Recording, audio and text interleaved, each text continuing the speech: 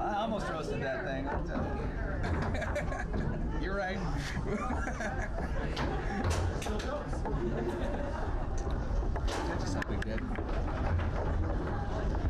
You ready? Start first. Timing. Dave Gummeson now possession on the 3-row. Moving back to that forward position. We'll set it up in pull shot position. Trailing 2-1, leading 1-0. Gummeson shooting against Kimmerling. He's had a lot of success so far. Shot attempt blocked, comes back to it.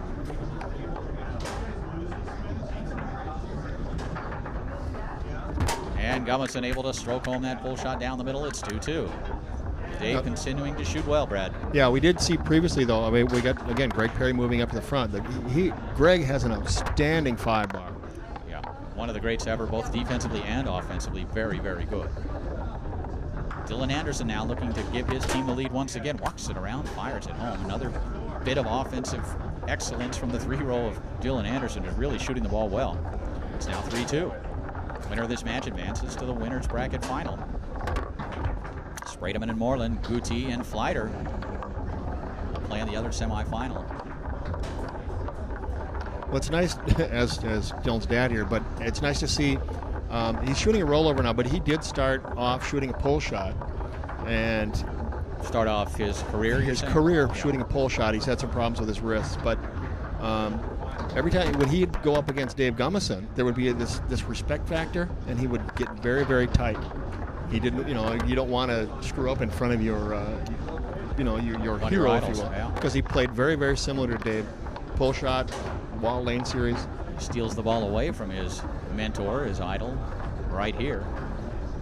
And he'll set it up in snake shot position, looking for a 2-goal lead. Flips it over and calls timeout. Side. I know. I tried not to say anything, but it got. I don't think it's going away. Dillon Anderson, possession of the ball on his 3-row. Will look for a 4-2 lead, shooting against Greg Perrie here in game number 2. Gummeson and Perrie won the first game. Anderson has been shooting the ball very well. Try to go to the far side, knocked down by Perrie. Comes back to Dillon. Anderson again. To go to the far side. Perrie with a switch in the block. Good bit of defense there. Anderson's pass along that near wall, stolen away by Gummeson.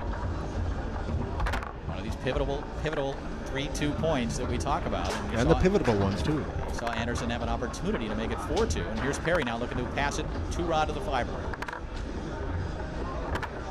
Stolen away by Anderson. That's twice. To me, that makes it not worthwhile to use this series, especially if Anderson scores right here. Dillon. Trying to go to the far side. Perrie able to get a man on it, and it rattles down the table where it's grabbed by Dave Gummeson. Yeah, Greg Perrie got away with one. It really has not been a real successful tactic so far. It is not, no. There's Kimmerling to take it right back. So Jeff doing a good job defensively against Gummeson. Nice pass by Kimmerling along that outside wall. Another opportunity for Anderson, and he needs to take advantage of these opportunities. And he does right here, and he gives his team that 4-2 lead. So Gummeson had a chance to make it 3-3. Anderson makes it 4-2. Again, these pivotal points. Gummy through the lane. Look for Dave, if he scores here, to bring Perrie back to that forward position. Gummeson.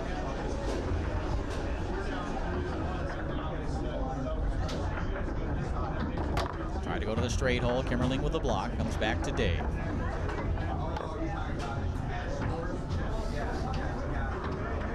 Dave Gummeson. Has it blocked and taken away by Kimmerling. But Jeff really playing a slow style of defense, and I think that is by design, daring Gummeson to explode to that long hole. No, Dave does not really like that kind of defense. Another nice pass by Kimmerling, this time to the middleman on that 3-row. An opportunity now to tie the match up at a game apiece for Dillon Anderson. Anderson fires it home to the far side. It's 1 game apiece. Gummeson and Perrie won the opening game. Anderson and Kimmerling came back to win game 2. Here we go. Game 3 gets underway with Gummeson putting the ball into play on his 5-row. Yeah, the big difference in that game, obviously, Jeff Kimmerling did a great job defensively. complete turnaround from the first game. Dave Gummeson out of Coon Rapids here in the Minneapolis area will have an opportunity to get his team on the scoreboard first here in game number 3. Shooting against Jeff Kimmerling using that slow style of defense. Dave Gummeson tried to stroke that long. Kimmerling gets a man on it. Rebound grabbed by Jeff.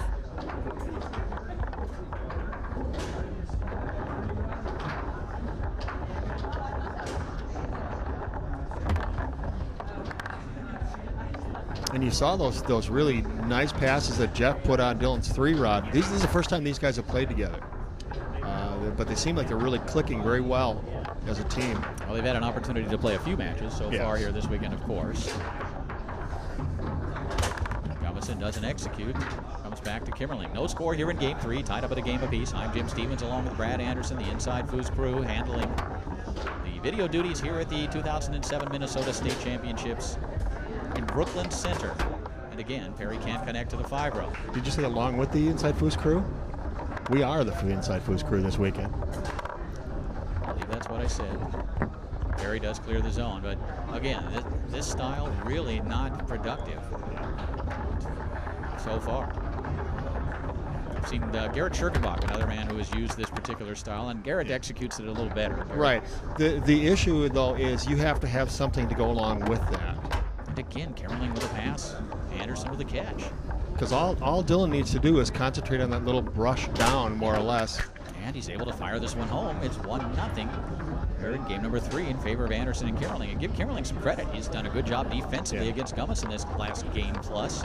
And he's laid 3 passes right on that 3-row of Anderson. Well, again, it's a complete turnaround from that first game. Jeff didn't hit anything. Gummeson strokes home that rolling pull shot with authority. It's 1-1. Normally, you know, if you're not a great shooter in the back, you still can clear the ball. Get it away from, or get it past the opponent's 3-rod, and you're doing your job. Exactly, and unfortunately, the series that Perrie's been using has turned the ball over to the 3-rod 2 different times. Gonna try it again here, and that's 3 times as it's stolen away. He's making my argument for me. Anderson now looks to regain the lead from snake shot position, and he does. Anderson continuing to shoot the ball well against Perrie. Right now, Gregg Perrie, the weak link on the table. And, you know, the biggest asset that Gregg Perrie brings to the table is just these years and years of experience. Unfortunately, he also looks like he's brought some stubbornness with him. Which can be beneficial in certain situations, but in this one, perhaps not. Well, you don't want to give up on a strategy right away, but so far it really has not been a great strategy to use. It's cost, I think, 2 goals at least. Dave Gummeson now looking to tie it up at 2.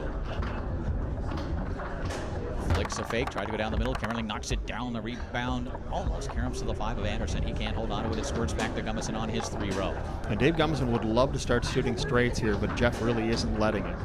He'll show him a little bit, but not much. He's just going to make him hit a solid shot. Kimmerling makes the switch in the block. Now, Gummeson at this stage perhaps should be looking to sit on that ball for 4, 5, 6, 8 seconds and just explode to the hole. He's almost reading the defense too much here. You almost just want to kind of do what you do best. Of course, Dave with a great long, great straight, but not worry too much about what the defender's doing. No, and a lot of times you can really overanalyze the situation sometimes. You can stare at the defense, or either looking for a hole or waiting for something to open, and a lot of times it doesn't happen. Yeah, while understanding what the strategy, or trying to understand what the strategy of the opponent is important. Reading the particular defense in the moment is not necessarily all that important, and sometimes it detracts from your execution. Sometimes you just got to get your brain out of the way. Yeah, we do that all the time up here. Yeah. And again, Gummeson tries to go down the middle, but